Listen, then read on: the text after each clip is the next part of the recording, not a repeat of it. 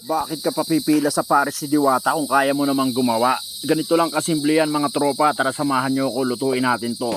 Unang gawin natin mga tropa, palambutin lang natin itong ating bakang nabili yan. Medyo may mga buto-buto yan kasi yan yung magpapalasa sa ating sabaw.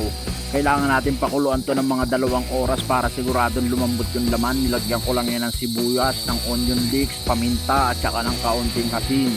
Pakukuluin lang natin yan ng mga 2 oras hanggang sa lumambot, at pag malambot na pwede na natin hanguin yan.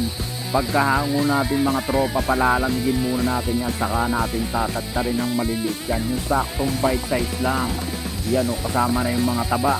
Syempre isa rin yan sa magpapasarap dito sa ating pares at magbibigay sa atin ng napakataas na kolesterol, kaya sa mga mahilig sa taba dyan, hinay-hinay lang mga tropa.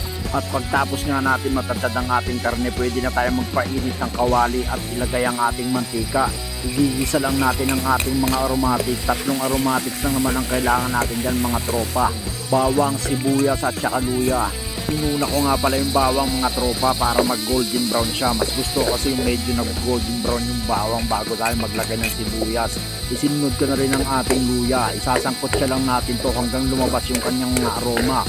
Pagka mabango na at ganito na ang kulay mga tropa, pwede na natin isunod ang ating karne. Isasangkot siya lang natin ang ating karne mga tropa. Halu-haluin lang natin ito para siguradong kapit na kapit ang lasa ng ating mga aromatics. At pagtapos natin isangkot siya ang ating karne, pwede na natin itong timplahan. Maglagay lang tayo ng konting paminta at ng oyster sauce. Optional lang tong oyster sauce mga tropa. Kung ayaw nyo maglagay, okay lang. Maglagay rin tayo ng konting toyo, konting asukal, pambalanse ng alat mga tropa. At ilagay na natin yung kanyang pinagpakuloan kanina o tinatawag na stocks. Pakukuluin lang natin to ng ilang minuto mga tropa, at pag kumulo na pwede tayong maglagay ng ating beef cubes. Ilagay na rin natin ang ating onion leeks at 2 pirasong siling green. Takpan na lang natin ito ng ilang minuto mga tropa. At makalipas ang ilang minuto, pwede na natin ilagay yung ating slurry. Ito ang magpapalapot sa ating sabaw mga tropa. Tansyahan lang ang paglagay nito mga tropa, kaya dahan-dahan lang para hindi sumobra sa lapot. At pag nakuha na natin yung tamang lapot, halu-haluin lang natin ito.